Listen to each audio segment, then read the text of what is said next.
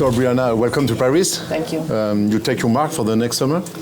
Yeah, just scouting it out a little bit, seeing what we're gonna do, and spending some time with Puma.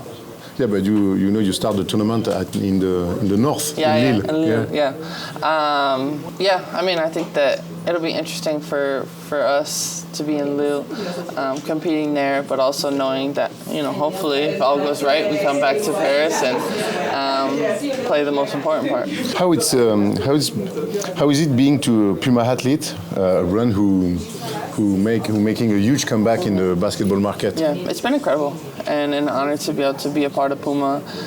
I think back to in Tokyo, and that was like right after I signed, so I was wearing Pumas in that Olympics, but now to fast forward 3 years later and to be launching my third shoe leading up to the Olympics, I'm really excited and know that Puma's always trying to be the best. How is it feel to play with your own signature shoes? Strange a little bit? It's an incredible honor, I think, to be able to wear my own shoes, and I feel like what I think about is when I was younger. You grow up looking for all these signature shoes, signature athletes, LeBrons and KDs, and now I wear my own. And for kids to be able to go and find my shoe is something that I think is great, because as young women's basketball players, they didn't have that when I was young. I already know the answer, but how much you enjoyed the Women March Madness this year? I loved it. I mean, I think that March Madness is my favorite time of the year. So anytime that I can watch the games, I want to. And then to have the opportunity and the pleasure to be at the Final Four in Cleveland was exciting. My Huskies didn't do what we wanted. But offensive foul or not? I think in real time, I don't know if she actually saw. There was a push-off for sure, but you can't call that the end of the game, right? Yeah. Right? I'm agree. 3 seconds? Yeah. For me, it was a good screen. It was just, no matter what would have happened, it was like a little bit anticlimactic, the ending. Everyone was just left like, what just happened? Yeah. You know what I mean? Yeah. But overall, the games were fun. The energy there was exciting. Sold out crowds. And we're in an exciting place for women's basketball. A lot of NCAA stars will go pro this year. What's it going to bring to the WNBA?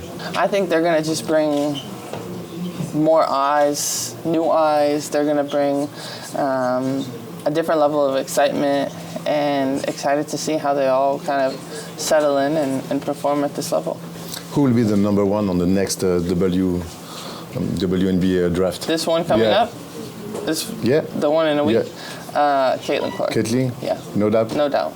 You're a fan of Caitlin Clark? Yeah, I am. Yeah. I'm a fan of what she does. I think she's an incredible player. I think, obviously everyone knows her points, like she can score, but she has an underrated passing ability that's going to translate the best in the WNBA. You also play for the New York Liberties with Marine Johannes. Yeah. How it's to play with Marine? Yeah, to be able to play with Marine was a lot of fun for me. We only had this past season. I don't think we'll be able to play together this year just because of Olympic things, but she's someone that has an incredible basketball IQ, really sees the floor, and know when it's her time to kind of make something happen or make something happen for someone else. Last season you lost in the final against the Aces. Yep. There was a rising rivalry between these two franchises, like Lakers and Celtics. Yeah, I mean, I think we should, especially New York and Vegas, East versus West type of thing, knowing that there was so much buzz behind our finals and whenever we played against each other. So a tough way for us to end the season, but excited to be able to redeem ourselves this season. I suppose you want a rematch this season against the Aces. Of course, I definitely need a rematch. Great. We talk a lot about the difference between NBA and Europe. It's the same thing with the girls, with WNBA and Europe.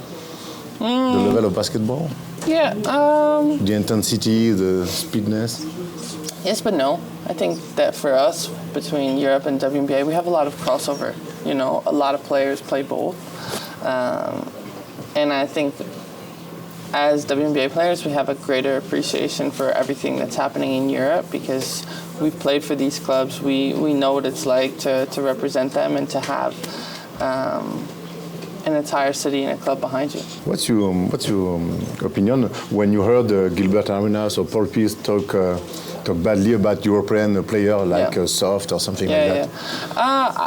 I mean, I think that it's easy to kind of have that opinion if you don't know. You know what I mean? Yeah, of course. But for those that have played in Europe, you know what it's like. You know, like, EuroLeague Final Fours are tough and a huge deal. And I've always enjoyed playing in Europe and being able to kind of play with and against different people than I normally would.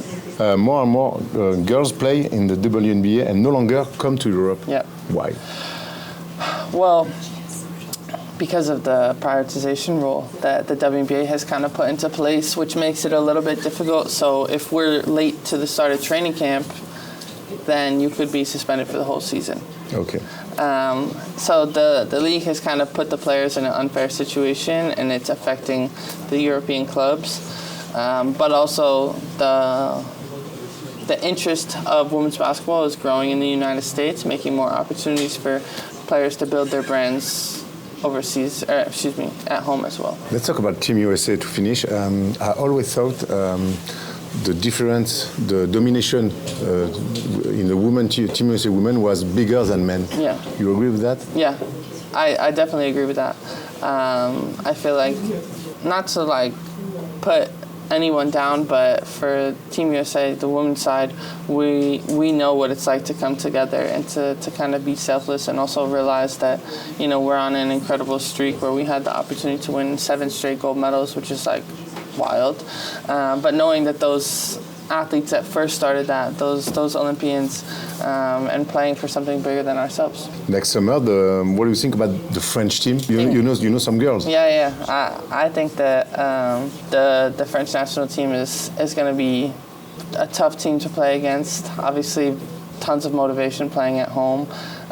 Some of them are my friends, but excited to see them represent and hope that like the entire city and country get behind them.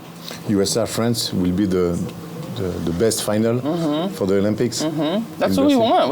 We want a sold out arena with everyone cheering, and just to show everyone that the growth of women's basketball isn't only in the United States, but it's worldwide. You're only 29, and your achievement in sport is amazing. Yeah. Do you think about to be a GOAT of your sport? You have this kind of reflection in your mind? I think that I want to be the best.